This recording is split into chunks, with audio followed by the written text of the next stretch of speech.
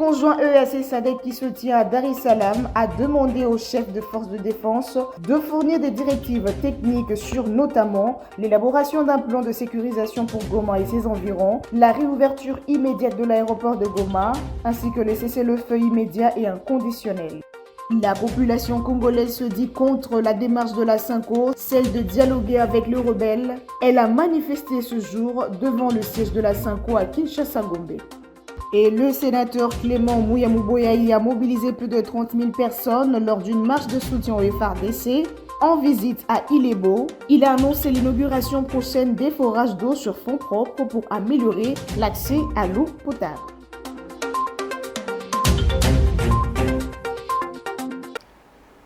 Madame, Monsieur, bonsoir. Le cessez-le-feu immédiat et inconditionnel et la cessation des hostilités, la fourniture d'une assistance humanitaire, y compris le rapatriement des personnes décédées et l'évacuation des blessés figurent parmi les résolutions que le sommet conjoint EAC-SADC a arrêté.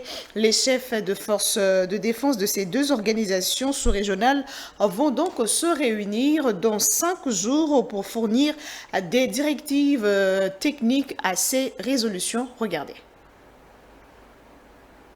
Le sommet conjoint EAC-SADC a demandé aux chefs de forces de défense de ces deux organisations sous-régionales de se réunir dans les 5 jours et de fournir des directives techniques, notamment sur le cessez-le-feu immédiat et inconditionnel et la cessation des hostilités, la fourniture d'une assistance humanitaire, y compris le rapatriement des personnes décédées et l'évacuation des blessés, l'élaboration d'un plan de sécurisation pour Goma et ses environs, l'ouverture des principales voies d'approvisionnement, notamment Goma Sake Bukavu, Goma Kibumba, Rumongabo, Kalingera, Ruchuru Bunagana et Goma Kiwanja, Ruwindi, Kanyabayonga, Lubero, y compris la navigation sur le lac Kivu entre Goma et Bukavu, la réouverture immédiate de l'aéroport de Goma, la formulation des conseils sur d'autres interventions des facilitations connexes. Le sommet conjoint a réaffirmé le rôle essentiel des processus de Luanda et de Nairobi et a ordonné que les deux soient fusionnés en un processus de Luanda-Nairobi. Le sommet conjoint a en outre décidé de renforcer les deux processus afin d'améliorer leur complémentarité et a donné mandat au coprésident en consultation avec l'Union africaine.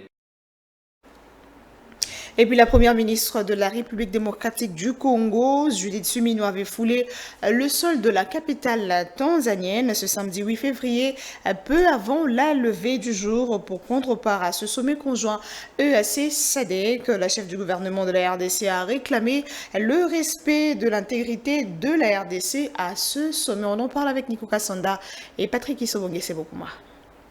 La première ministre Judith Suminwa Tuluka est arrivée dans la capitale Tanzanie ce samedi 8 février, peu avant la levée du jour. La chef du gouvernement est venue participer au sommet mixte EAC-SADC dont l'ouverture des travaux des chefs d'État et de gouvernement est intervenue le même samedi. Depuis Kinshasa, le président de la République Félix-Antoine Tshisekedi Tshilombo participe par visioconférence à cette rencontre des chefs d'État des deux organisations sous-régionales.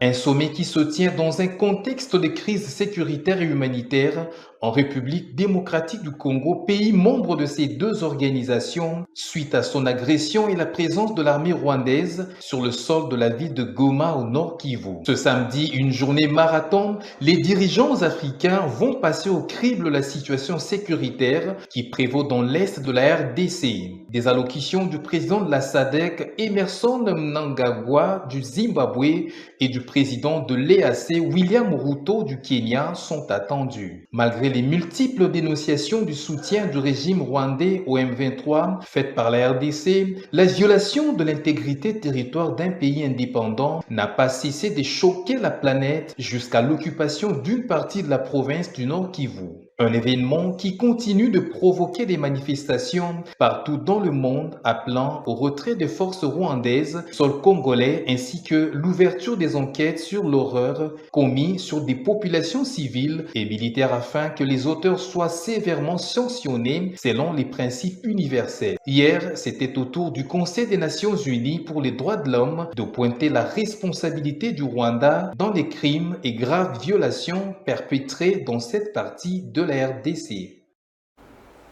Et on parle de la réunion du Conseil des ministres au 6e sommet extraordinaire des chefs d'État et de gouvernement de la CEAC, une délégation gouvernementale conduite par le ministre de l'intégration régionale a représenté la République démocratique du Congo. Au centre de cette réunion, la situation sécuritaire dramatique en Afrique centrale en général et en particulier dans l'est de la RDC avec l'invasion de l'armée rwandaise. Nico Kassandarovia.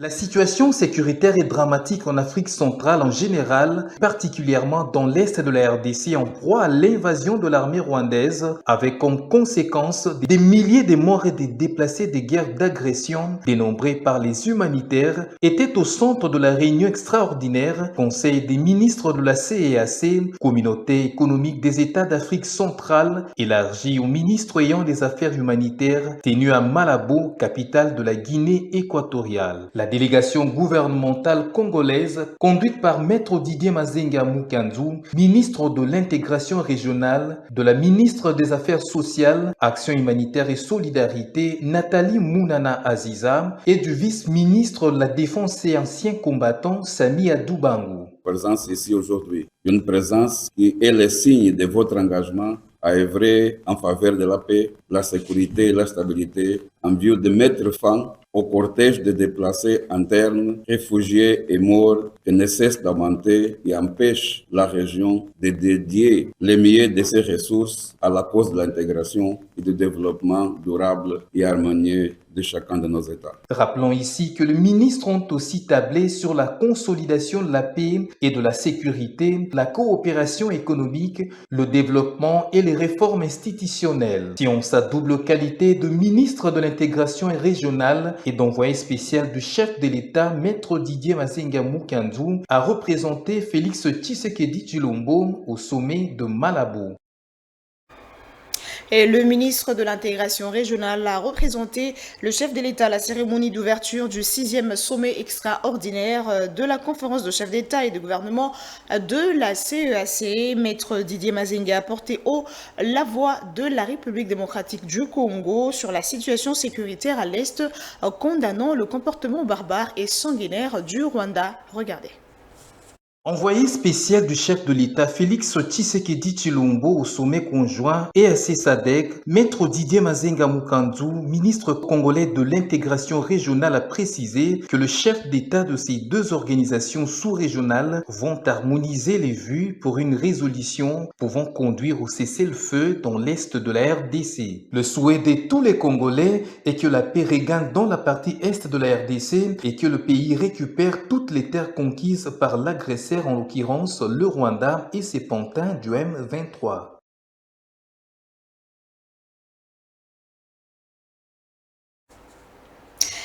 La Synco et l'Église du Christ au Congo poursuivent leur élan des consultations avec toutes les couches de la population et la classe politique congolaise pour le retour de la paix et la cohésion dans le pays. Pour le vendredi 7 février, les leaders de confession religieuse ont pris langue avec Adolphe Muzito, président du parti politique Nouvel Élan. Regardez.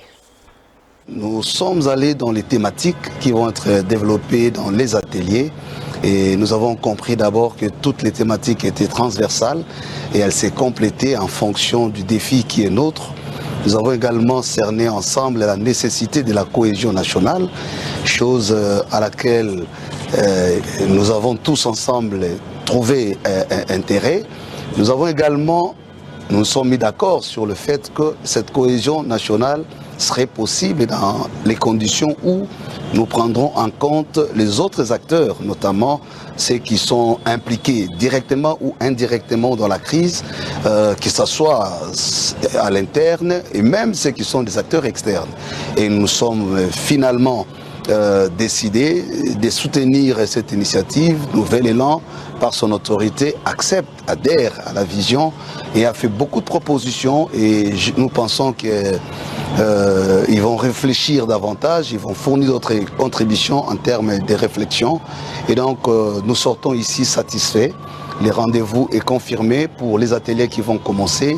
Et donc, nous continuons à espérer que la contribution de l'ancien Premier ministre avec tout son parti politique sera bien attendue. L'ancien Premier ministre Adolphe Mouzito, président du parti politique Nouvel Élan, a effectivement salué l'initiative de Père de l'Église parce que, comme vous le savez, les pays ont besoin de la cohésion.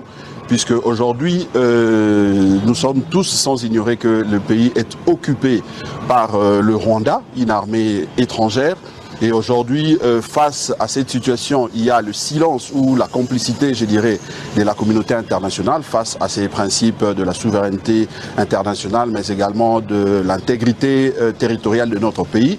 Or, en interne, il y a encore de voix qui continuent à se disperser. Voilà pourquoi nous, ensemble avec les leaders de notre parti politique, nous avions saluer justement cette initiative parce que nous avons besoin de cette cohésion au niveau interne pour nous permettre effectivement de nous étendre dans les thématiques telles que proposées par le Père de l'Église, de manière à ce que nous puissions définir effectivement un pacte social, un pacte qui va nous mettre ensemble pour faire face à cette agression, à cette situation qui du reste est économique et qui débouche par le sang dans la partie est de notre pays. Je l'avais dit au sommaire, la population quinoise a effectué un sit-in ce samedi 8 février devant le siège de la Synco ici à Kinshasa. Elle a exprimé son mécontentement contre la démarche de la Synco et l'église du Christ au Congo, appelant à dialoguer même avec le rebelle dont Corneille Nangaa, leader du mouvement AFC. Regardez. Plusieurs mouvements des jeunes Congolais avaient envahi ce samedi 8 février 2024 le siège de la Conférence épiscopale nationale du Congo, Synco, située dans la commune de la Gombe. Et pour cause, ils sont venus dire non à la démarche entreprise par les évêques de la Synco et de l'Église du Christ au Congo, appelant les Congolais à dialoguer, faisant allusion même aux rebelles criminels, en l'occurrence Corneille Nangaa et autres.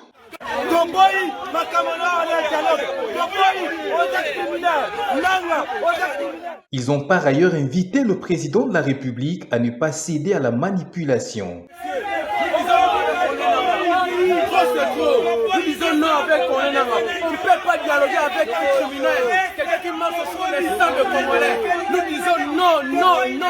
Pour rappel, la Synco et l'ECC ont déjà rencontré plusieurs leaders politiques, sociétés civiles et autres. Et puis, l'ex-gouverneur du Nord Kivu, Julien Paluku, satisfait de la résolution portée par la RDC sur les crimes perpétrés sur son sol dans sa partie Est. C'était lors du Conseil de droits de l'homme à Genève, en Suisse. Suivez. C'est une grande victoire pour la RDC, pour le président de la République, qui tient à ce que la RDC fasse connaître les graves violations qui se passent sur son territoire. Comme vous le savez, en fait, l'impunité dans la région des Grands Lacs est à la base de la perpétuation des violations à grande échelle, qu'il s'agisse des crimes de génocide, des crimes contre l'humanité, des crimes de guerre, des crimes d'agression. Tout simplement parce que ces crimes n'ont jamais été réprimés sévèrement. Cela fait que des gens prennent le goût d'en commettre suffisamment depuis 30 ans.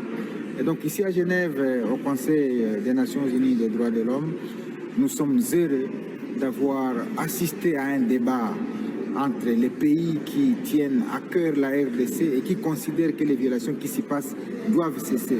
Les pays qui considèrent que le Rwanda a suffisamment commis de graves violations, qu'il doit retirer ses troupes de la RDC. Les pays qui considèrent que le M23 ne peut rien faire s'il n'a pas le soutien du Rwanda. Et donc, nous sommes heureux que tous ces pays réunis ici à Genève, plus de 100, ont considéré que c'est le temps de déclencher deux mécanismes. Le premier mécanisme, c'est d'envoyer une mission d'établissement des faits. Ça veut dire une mission qui va documenter, qui va recueillir pour que les preuves ne se perdent pas dans les temps voisins, de manière à passer au deuxième échelon celui de la création d'une commission d'enquête. Ce double avantage permet plus tard de se tourner vers l'Assemblée générale des Nations unies à New York et au Conseil de sécurité et d'activer un autre mécanisme de la Cour pénale internationale pour que tous les crimes qui se commettent dans la zone électorale, particulièrement par les Rwandais, ne restent plus impunis et que désormais les auteurs se retrouvent entre les quatre murs pour qu'à jamais les populations de cette partie respirent la paix.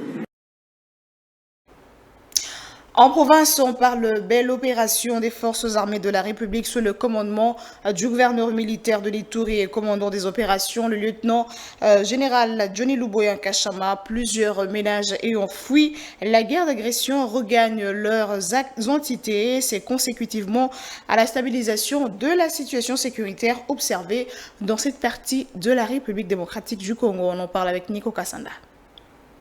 Sous les commandements de Johnny Luboya Nkashama, gouverneur militaire de l'Ituri et commandant des opérations, des milliers de ménages ayant fui la guerre ont regagné volontairement leurs entités à la suite de la stabilisation de la situation sécuritaire, à l'instar de Maman Solange. De nombreux déplacés sont heureux de retrouver leur village afin de reprendre leurs activités quotidiennes. Je remercie les autorités de nous avoir pris à charge avec les moyens de transport afin de nous ramener dans notre milieu d'origine. Merci beaucoup pour avoir fait le suivi des déplacés de Tchabi.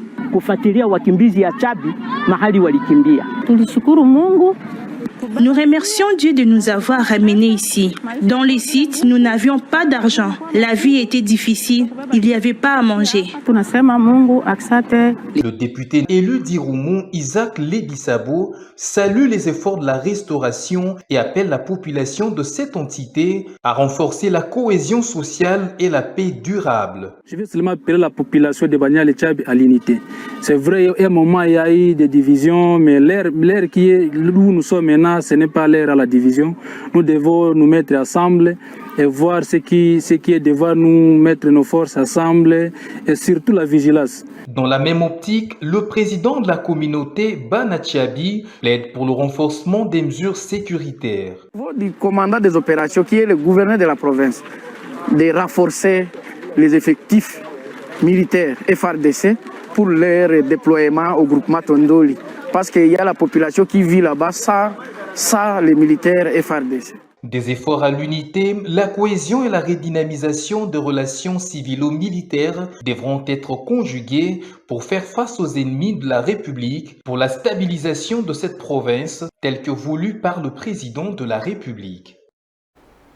D'une province à une autre, en visite à Ilebo, le sénateur Clément Mouya-Mouboyayi a mobilisé plus de 30 000 personnes lors d'une marche de soutien aux forces armées de la République démocratique du Congo. Il a exhorté la jeunesse du Kasaï à s'engager dans l'armée et a annoncé l'inauguration prochaine des forages d'eau sur fonds propres pour améliorer l'accès à l'eau potable. On en parle avec Shadrach Nanta et Nathan Bamois.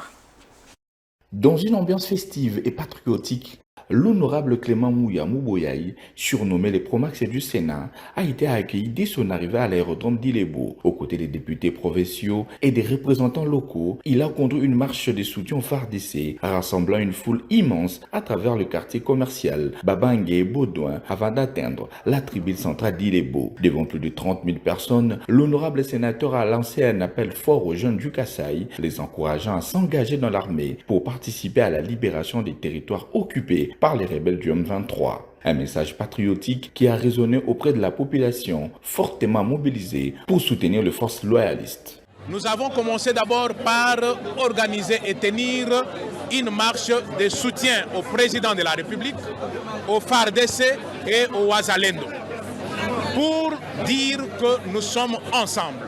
Nous les soutenons pour qu'ils puissent récupérer le territoire national, surtout les places occupées par les agresseurs, les Rwandais et ses supplétifs de M23. Mais cette visite ne se limite pas seulement à un message politique et sécuritaire. Le Promax du Sénat, comme l'appellent affectueusement ses partisans, est venu écouter les préoccupations de sa base et discuter des projets de développement dans les 5 territoires qui comptent la province du Kasaï. Dans cet élan, l'honorable Mouya Mouboyaï a annoncé l'inauguration de plusieurs forages d'eau financés sur fonds propres dans les localités de Bassongo, Benamulumba et la ville d'Ilebo. Un geste salué par la population qui voit à ces infrastructures une amélioration significative de leurs conditions de vie. Nous nous sommes adressés à la population, récolter certaines données que nous pouvons amener au Sénat, parce que c'est ça le travail du parlementaire.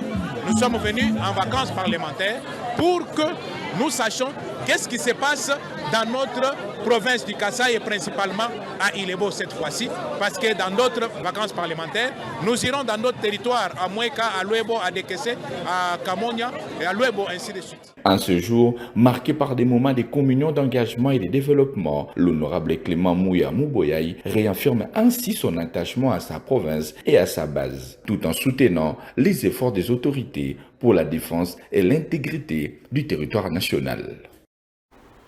On va finir en sport. Le championnat de la Ligue 1 retrouve enfin son cadre compétitif après plusieurs jours de discussion. Le Connor de la FECOFA, la Ligne Foot et les clubs ont trouvé un accord pour la suite du championnat. La phase retour d'Illico Cash Ligue 1 reprend dès le 15 février de cette année et le play-off se déroulera dans seulement 2 villes, à savoir Kinshasa et Lubumbashi. Charles Tenta revient. Beaucoup de satisfaction. Dans tous les cas, entre sportifs, on finit toujours par nous entendre. Nous savions que nous allons nous entendre. L'essentiel pour nous, c'est que le football se joue et les doléances de chacun a été entendue. Nous commençons le 15 pour la phase retour, pour qu'au 15 avril, nous commencions effectivement avec le play-off.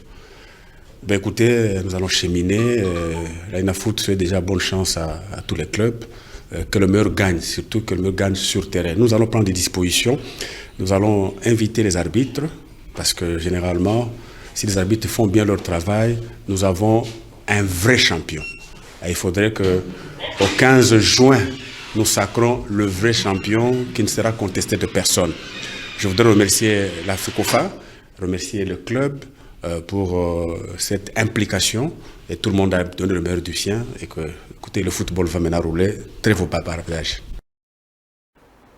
Place au rappel de grands titres. Le sommet conjoint EAC-SADC qui se tient à Dar es Salaam a demandé aux chefs de forces de défense de fournir des directives techniques sur notamment l'élaboration d'un plan de sécurisation pour Goma et ses environs, la réouverture immédiate de l'aéroport de Goma, ainsi que le cessez-le-feu immédiat et inconditionnel. La population congolaise se dit contre la démarche de la SYNCO, celle de dialoguer avec les rebelles. Elle a manifesté ce jour devant le siège de la SYNCO à Kinshasa-Gombe. Et le sénateur Clément Mouya Mouboyaï a mobilisé plus de 30 000 personnes lors d'une marche de soutien au FARDC. En visite à Ilebo, il a annoncé l'inauguration prochaine des forages d'eau sur fonds propres pour améliorer l'accès à l'eau potable.